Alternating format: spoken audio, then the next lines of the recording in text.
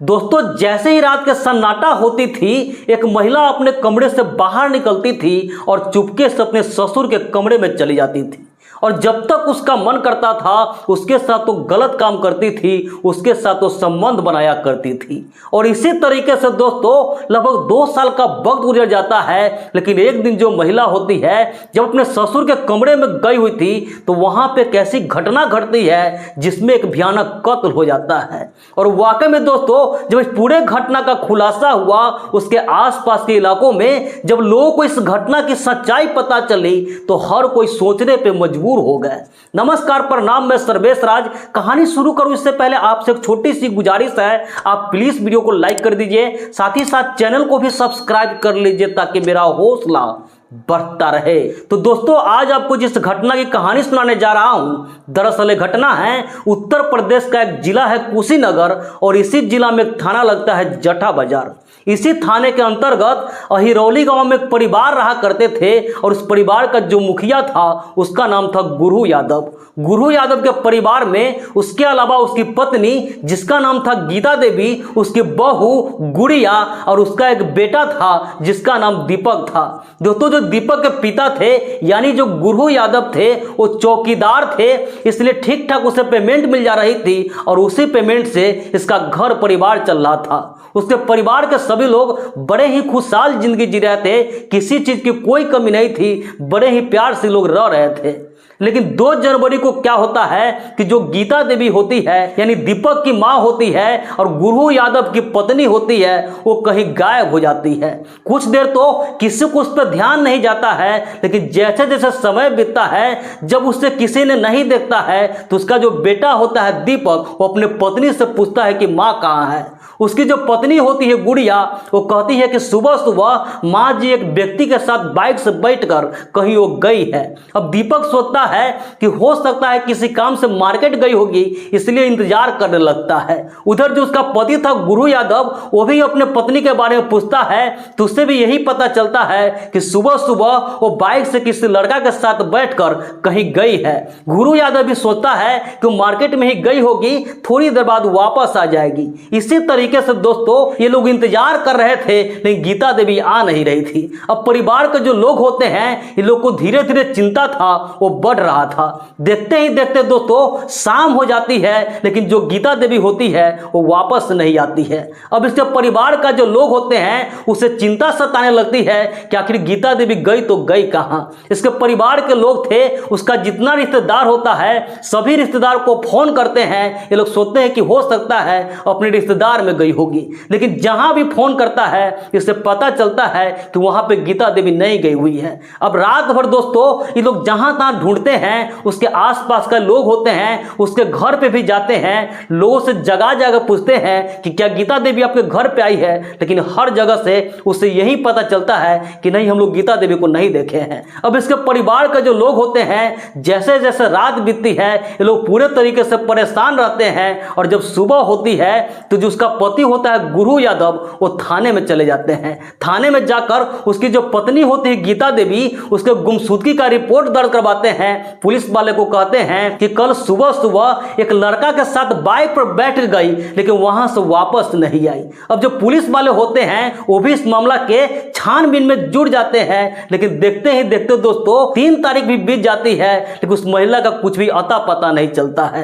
2 तारीख को गायब हुई थी, 3 तारीख भी बीत गया था और 4 तारीख के सुबह सुबह उसका एक पड़ोसी होता है तो देखता है कि जो गीता देवी थी उसी के घर के बाहर एक शौचालय बना हुआ था और उस शौचालय पर एक पानी टंकी रखा हुआ था और उसी टंकी में एक महिला का साड़ी दिखाई देता है। तो उसका जो पड़ोसी होता है उसे कुछ शौक होता है, अपने आसपास के लोगों को इस बारे में बताते हैं। फिर वहां आसपास के लोग पहुंचते हैं और उसके परिवार का जो लोग होते हैं उसे बताते हैं कि तुम्हारे टंकी में एक महिला का साड़ी दिख रहा है। सभी लोग टंकी के पास पहुंचते हैं और जब टंकी का ढक्कन हटाकर देखते हैं तो पता चलता है कि उसमें गीता देवी का लाश था। दोस्तों जो गीता देवी थी उसका लाश पूरे तरीके से फूल चुका था। इस घटना की जानकारी पुलिस वाले को दी जाती है। देखते ही देखते वहां भीड़ लग जाती है, पुलिस वाले आते हैं और उस महिला को, लाश को टंकी से निकालते हैं। दोस्तों जो गीता देवी थी उसका लाश पूरे तरीके से फूल चुका था। अब जो पुलिस वाले होते हैं उसे पोस्टमार्टम के लिए भेज देते हैं और इस पूरे मामला के छानबीन करने लगते हैं। पोस्टमार्टम रिपोर्ट आती है तो उसमें पता चलता है कि जो गीता देवी थी उसके सर पे चोट लगने से मौत हुई है। अब जो पुलिस वाले होते हैं उसे समझ में नहीं आ रहा था कि आखिर गीता देवी को मारकर इस टंकी में कौन रख सकता है। वो परिवार के सभी लोगों से फिर से पूछताछ करते हैं तो उसकी जो बहू होती है गुड़िया, वो यही कहती है कि सुबह सुबह एक लड़का के साथ बाइक पर बैठ गई थी, उसके बाद वो वापस नहीं आई। लेकिन पुलिस वाले थे, उसे समझ में नहीं आ रहा था कि आखिर किसी लड़का के साथ बाइक पर बैठ के गई रहती और लड़का इसका कत्ल किया रहता तो कहीं और लाश को फेंक सकता था, वो इस टंकी में आकर क्यों डालेगा। अब जब पुलिस वाले होते हैं उसकी जो बहू होती है गुड़िया, उसी पे शक होने लगता है। उसके परिवार का जो लोग थे सभी से पूछताछ करते हैं तो सभी लोग अलग अलग बयान दे रहे थे। उसका जो ससुर था गुरु, वो कोई और बयान दे रहा था, इधर जो बहू गुड़िया थी वो कुछ और कर रही थी और उसका जो बेटा दीपक था वो कुछ और कर रहा था। अब जो पुलिस वाले होते हैं उसका पूरा जो शक था इसी के परिवार के ऊपर चला जाता है।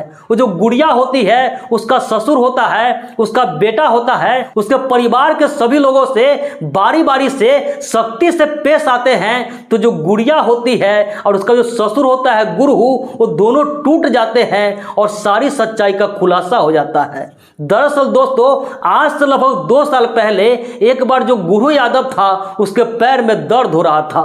उसके दर्द को मालिश करने के लिए उसकी जो बहू थी गुड़िया उसके कमरे में गई हुई थी और अपने ससुर का पैर मालिश कर रही थी। पैर मालिश करते करते अचानक उत्तेजित होने लगती है और देखते ही देखते उसका जो ससुर होता है गुरु उसे गलत तरीके से छूने लगती है, गलत जगह पर हाथ फेरने लगती है। और देखते ही देखते उसका जो ससुर होता है गुरु वो भी खुद पे कंट्रोल नहीं कर पाता है और उस दिन दोनों के बीच वो सारी चीजें हो जाता है जो ससुर और बहू के बीच कभी नहीं होना चाहिए। दोनों एक दूसरे के साथ संबंध बनाने लगते हैं और उस दिन जो गुड़िया थी जितना उसे मजा आया था जिंदगी में कभी नहीं आया था।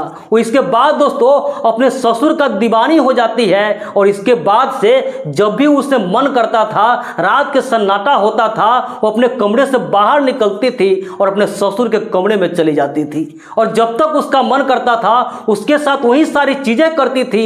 और इसी तरीके से दोस्तों लगभग 2 साल का वक्त गुजर जाता है और इस बीच में किसी को कानों कानी से खबर नहीं थी। लेकिन एक दिन जब गुड़िया अपने ससुर के कमरे में गई हुई थी तो अंदर से कुंडी लगाना भूल जाती है और उसी समय उसका जो सास होती है गीता देवी अचानक कमरे का दरवाजा खोलती है और इस दोनों को पूरे तरीके से नग्न अवस्था में ये सारी चीजें करते हुए देख लेती है। अब जो गीता देवी होती है वो काफी गुस्सा हो जाती है, गुस्से में दोनों को भला बुरा सुनाने लगती है। उसकी जो बहू होती है उसे चाटा भी लगाती है और उससे कहती है तुम्हें शर्म नहीं आई, अपने पति को होते हुए भी तुमने मेरे पति के साथ सब करती हो। उसकी जो बहू होती है और उसका ससुर होता है वो दोनों को कहती है कि आने दो बेटा को, मैं उसे सारी बात बता दूंगी। अब जो गुड़िया होती है वो काफी डर सा जाती है, वो सोचती है कि अगर मेरे सास अपने बेटा को बता देगी यानी मेरे पति को बता देगी तो बहुत दिक्कत हो जाएगा, लोग को इस बारे में पता चल जाएगा, हम लोग की बदनामी हो जाएगी, समाज में लोग हम पर थूकेंगे। और यही सोच करके उसका जो ससुर होता है गुरु उससे कहता है कि इससे हम लोग मार डालते हैं।